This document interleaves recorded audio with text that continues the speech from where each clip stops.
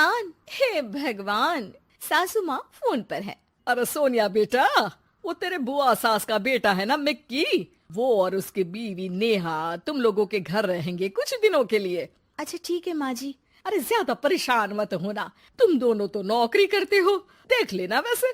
सोनिया सास का फोन तो रख देती है, लेकिन उसे समझ में नहीं आता कि वो क्या करे। वो अपने पति राहुल को फोन करती है। अरे राहुल सुनो ना, मिक्की आ रहा है नेहा के साथ हम लोगों के घर। ओह, अरे क्या बात है, तो आज रात हम भाई मिलकर पार्टी करेंगे। अच्छा तुम एक काम करना, अच्छा खाने को बना देना। ओके।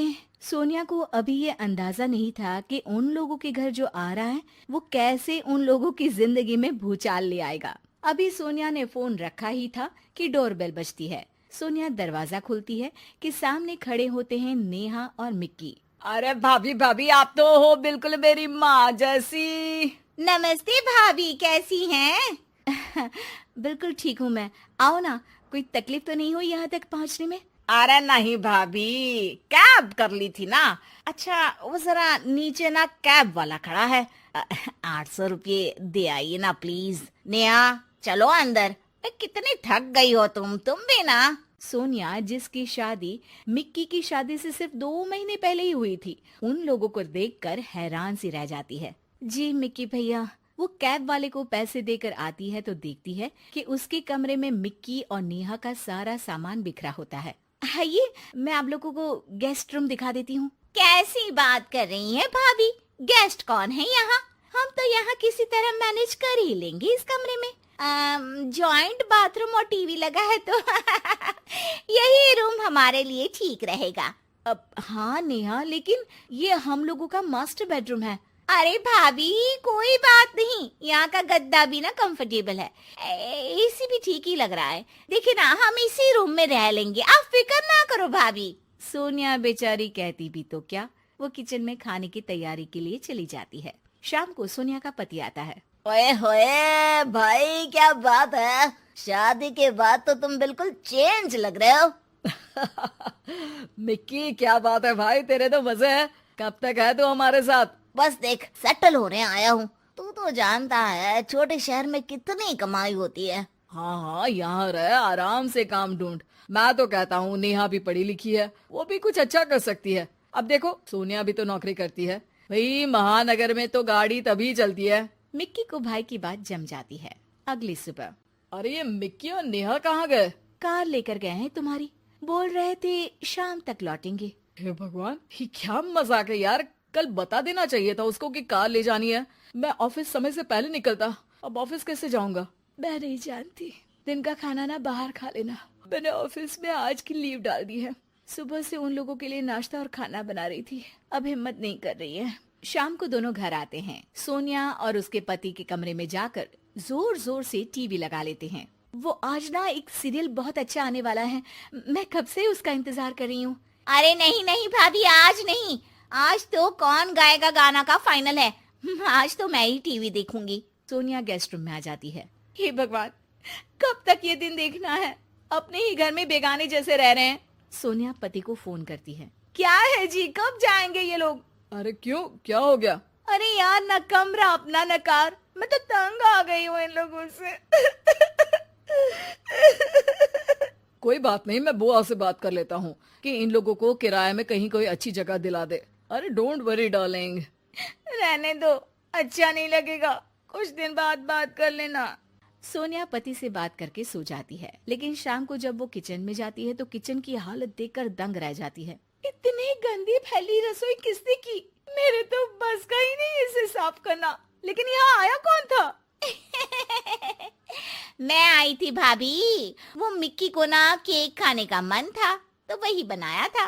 केक इतना टेस्टी था, इतना टेस्टी, क्या बताऊं आपको। पूरा केक मिक्की खा गए, किसी के लिए नहीं छोड़ा। मुझे तो बस ना छोटा सा टुकड़ा मिला। बुरा मत मानना हाँ प्लीज। अरे नहीं नहीं, बुरा क्या मानना, मुझे तो वैसे भी मीठा कम पसंद है। सोनिया किचन की हालत और नेहा की बेशर्मी भरी बातों को पी जाती है और सोचने लगती है कि ये लोग जाएंगे कब। भाभी, वो आपकी जो रेड वाली साड़ी है ना, वो प्लीज आज मुझे दे दीजिए। मैं और मिक्की शाम को मेरी चाची के घर जा रहे हैं तो देर रात तक आएंगे। तुम्हारी चाची यहीं रहती है? तो कुछ दिनों के लिए उनके घर स्टे कर लो ना, उनको भी अच्छा लगेगा, वरना कहीं बुरा ना मान जाए। अरे नहीं नहीं भाभी, मैं ना वहाँ कंफर्टेबल नहीं हूँ। हाँ हाँ, मेरे रिश्तेदारों के साथ आप क्यों कंफर्टेबल फील करेंगे? ऐसी बात नहीं है नेहा, हम भाई एक दूसरे को बचपन से जानते हैं, हम एक दूसरे को समझते हैं। अरे तुम्हारी चाची के लिए जो कुछ तुम बताती हो उसे सुनने के बाद मैं कैसे उनके घर रुक सकता हूँ? नेहा थोड़ा अनकंफर्टेबल फील करते हुए कहती है, हाँ लेकिन सामने तो अच्छे हैं ना, हमें क्या करना भाभी कि वो पीछे क्या बोलते हैं। हाँ लेकिन मुझे फर्क पड़ता है। मैं भैया और भाभी के पास इसलिए हूँ क्योंकि मैं जानता हूँ कि भैया और भाभी मेरे पीछे मेरी बुराई कभी नहीं करेंगे। ये बोलकर दोनों वहाँ से निकल जाते हैं। सोनिया उन लोगों के जाने के बाद अपना कमरा साफ करती है। अपना जरूरी सामान तो गेस्ट रूम में ले जाऊं। उसे पति की पुरानी फाइल मिलती है। सोनिया उसे खोलकर देखती है। अरे ये क्या, मिक्की भैया इन्हें हर महीने पैसे क्यों भेजते थे? वो पति को फोन लगाती है। सुनिए, ये मिक्की भैया आपको कॉलेज के समय में पैसे क्यों दिया करते थे? उधार लिया है क्या इन्होंने आपसे? अरे नहीं नेहा, दरअसल तुम जानती हो ना कि हम लोगों की आर्थिक स्थिति खराब रहा करती थी। मिकी ने ही अपने काम में लगाने वाले पैसों को मुझे देकर मेरी पढ़ाई पूरी करवाई थी। मैं उन लोगों के घर ही रहा करता था, सारा दिन पढ़ता। मेरे खाने पीने से लेकर कपड़े तक का ख्याल बुआ और मिक्की रखा करते थे। मैंने न जाने उन लोगों के बारे में क्या क्या सोच लिया। एक वक्त जब उन लोगों ने आपके लिए सब कुछ लगा दिया, आज हम लोगों की बारी आई तो हम इतना सोच रहे हैं। अच्छा है कि तुमने खुद ही इस बात को रियलाइज कर लिया। ये एक अच्छी बीवी की निशानी है जो पति की हर बात को समझ ले।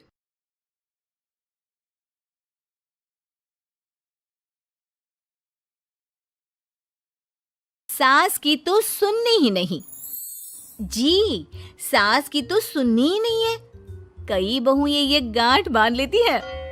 बहू, जरा गेहूं छत पर सूखने डाला। रवि से बोलकर छत पर रखवा दिया है। कपड़ा भी बिछा है, बस फैलाना है। अरे सब कर दिया था तो फैला भी देती, मैं कैसे जाऊं ऊपर? क्यों, पैर में मेहंदी लगी है क्या? नहीं, जबान पर दही जमी है। जबान पर तो लग नहीं रहा कि दही जमी है। सारा दिन पकड़ पकड़ करती रहती है। जबान तेरी कैंची जैसी चलती है, करम चली। बहू सास से नफरत करती थी, लेकिन सास उसे बहू की तरह ही देखती। पता नहीं पापा ने क्यों इस घर में मुझे बिठा दिया। बोला था साफ साफ, नहीं होता मुझसे ये सास ससुर वाले घर में रहना। अरे बाहर पैकेट में मिलता है आटा, तो क्या जरूरत है गेहूं पीसने की? अरे यार, इन लोगों का तो हिसाब किताब समझ में नहीं आ रहा मुझे। तभी सास आ जाती है। बहू, वो पंखा देख कितना गंदा है, जरा साफ कर दे चढ़कर। तेरे ससुर जी नहीं कर पाएंगे साफ। अरे माँ जी, ये सब लड़कियों के नहीं आदमियों के काम होते हैं, कल इनसे करवा लेना, मैं चली सोने। सास को समझ में नहीं आता है कि वो बहू को जो काम बोले वो करती क्यों नहीं है। बहू, शाम को शादी में जाना है। मेरे बहन की बेटी की शादी है, तैयार हो जाना। ना ना माँ जी, मैं तो नहीं जा पाऊंगी, मेरा सीरियल आना है, मैं नहीं जाऊंगी। बहू, आज खाने में भिंडी बना देना, बहुत दिन हो गए हैं। बहू जो उस वक्त बैठकर भिंडी काट रही होती है। माँ जी, मैंने तो परवल बना दिया है, भिंडी कल बनेगी। बहू, नॉनवेज खाना है। माँ जी, आलू बनेंगे। बहू, आज काले कपड़े नहीं पहनना। मैंने तो साड़ी पहन भी ली है। बस समझ लीजिए, यही जिंदगी थी इन सास बहू की, जो कुछ ना समझे ना कुछ कहे। सास परेशान हो जाती है, उसे समझ में ही नहीं आता कि भला बहू से कैसे काम कराए। वही बहू बड़ी आई मुझे कंट्रोल में करने वाली। अरे मैं तो किसी के हाथ नहीं आने वाली। अब क्या था, एक रोज बेटी घर आती है, जहां वो भाभी और माँ के बीच के रिश्ते को देखकर काफी परेशान हो जाती है। ये क्या है माँ, ये भाभी तो तेरी कोई बात नहीं मानती, तुझे दिखता नहीं है क्या? हाँ, लगता तो मुझे भी ऐसा ही है, लेकिन समझ में नहीं आता क्या करूं। कैसे समझ में नहीं आता? सब दिख रहा है माँ। तू आलू बोले तो वो प्याज बोलती है, तू काला बोले तो वो हरा बोलती है। अरे वो तो तुझे भाव ही नहीं देती है। कैसे जम रही है तुम लोगों की एक ही घर में? रहने दे बेटा, तेरी माँ को ना समझ ही रहने दे। कहीं उस बहू की चालाकी ये समझ जाएगी तो दिक्कत आ जाएगी, फिर घर पर क्लेश झगड़ा। तो क्या पिताजी माँ को ऐसे ही काम करता देखूं? सारा दिन लगी रहती है। वो तो सिर्फ वही करती है जो उसकी मर्जी होती है। उन्होंने तो जैसे सोच रखा है कि माँ की बात माननी ही नहीं है। अब ऐसा भी नहीं है बेटा, पर पता नहीं क्यों तेरी बात सही लगती है। अच्छा, ऐसा नहीं लगता है ना तुझे? तो एक काम कर, आवाज दे भाभी को और बोल कि ठंडा पानी लेकर आए तेरे लिए। लो, ये भी कोई बात होती है? अभी बोल देती हूँ, इसमें तो कोई इनकार वाली बात होगी ही नहीं। सास बहू को आवाज देती है। अरे बहू, जरा एक ग्लास ठंडा पानी लेकर आना। बहू पानी लेकर तो आती है, लेकिन खौलता हुआ। माँ जी, ठंडा पानी तो है नहीं, पानी के नाम पर बस यही है घर पर, पी लीजिए। ये बोलकर बहू वहां से चली जाती है। देख लिया माँ, मैं ना कहती थी। अब और देख, अब तू भाभी को बोल कि आंगन की लाइट जो बंद है उसे जला दे, क्योंकि बाहर अंधेरा हो रहा है, शाम का वक्त है। इसमें तो वो मना नहीं करेगी, क्योंकि ये तो सच ही है, बाहर तो अंधेरा हो ही रहा है। रुक बहू, ओ बहू, जरा आंगन की लाइट तो जला दे। रवि के आने का वक्त हो रहा है और बाहर अंधेरा है। बहू अंदर से ही बोल पड़ती है। अरे सासू माँ, कैसी बात कर रही हैं? उनकी कार की लाइट होती है ना, वैसे भी बिजली का बिल बहुत आता है, मुश्किल होता है। अब कौन उठकर लाइट जलाए, अंधेरा ही रहने दे। बेटी अंदर से भाभी की बात सुनकर हंसने लगती है। देखा, मैं ना कहती थी कि वो तेरी कोई बात नहीं मानती है, देख लिया ना। हाँ, लग तो रहा है, लेकिन मेरे लिए कोई बड़ी बात नहीं है इसे लाइन में लाना। अरे मैं भी सास हूँ, जब तक सह रही हूँ, ठीक है। जहाँ अपने में आ गई ना तो। अरे नहीं नहीं, बुढ़ापे के कुछ दिन बचे हैं, प्लीज कोई तमाशा नहीं चाहिए मुझे घर पर। तुम दोनों तो निकल जाओ यात्रा पर। अरे वाह, मैं क्यों जाऊं? मेरा घर है, मैंने अपने हाथों से बनाया है। तो करते रहो एडजस्ट। क्या करें और। बहू, खाना लगा दे जरा। माँ जी, मैंने बना दिया है, दीदी को बोलो लगा देगी, मैं सो रही हूँ। मजा आ गया माँ तेरी हालत देखकर। कितना शौक था कि बहू से काम कराएगी। हाँ हाँ, काम तो मैं अब भी करा लूं, देखना कल से तुम। नाना, कोई क्लेश लड़ाई झगड़ा नहीं चाहिए। 4 दिन की जिंदगी है, अपनी इज्जत अपने हाथ में। कल को जबान चलाएगी तो मुझे अच्छा नहीं लगेगा। अरे चिंता क्यों कर रहे हो, काम भी पूरा करेगी और कोई क्लेश भी नहीं होगा। अच्छा, वो कैसे माँ? अरे तेरी माँ हूँ मैं और उसकी सास, सब पता है मुझे। सभी खाना पीना खाकर सो जाते हैं। फिर अगली सुबह बेटी माता पिता को चाय देते हुए, हाँ माँ, तो क्या कमाल दिखाने वाली हो आज आप? बिना लड़ाई झगड़े के कैसे बहू से मन मर्जी काम कराओगी? क्या मैजिक करने वाली हो माँ? अरे वो सब बाद में बताऊंगी, पहले मैं जरा एक बिना चीनी की चाय और पी लूं। मैं बना देता हूँ। अरे ना ना, बहू देगी। हाँ, तू बोल देगी और वो तुझे पूरी चीनी की कटोरी डालकर चाय पिला देगी। कोई ना माँ, मैं बना देती हूँ। अरे रुक तो। बेटी को ये कहकर सास बहू को आवाज लगाती है। बहू, अरे आ बहू, जरा चीनी वाली चाय तो देना। खूब चम्मच ही चम्मच चीनी डालना उसमें। बहू थोड़ी देर में फीकी चाय लेकर आती है। माँ जी, चीनी की एक बूंद नहीं है, ये बिना चीनी की चाय है, पीनी है तो पीजिए। बिना चीनी की चाय पाकर सास आसपास बेटी और पति को देखती है और फिर आज दोपहर के खाने में दाल खाना है। बहू, आज दिन में सब्जी बनाना, दाल खाने का बिल्कुल भी मन नहीं है। लेकिन ये क्या, दिन के खाने में सास के सामने आ जाती है दाल। ससुर और बेटी मन ही मन मुस्कुरा रहे होते हैं। अरे वो खाने से पहले खाने वाली दवाई थी ना, वो तो मैं खाना ही भूल गई।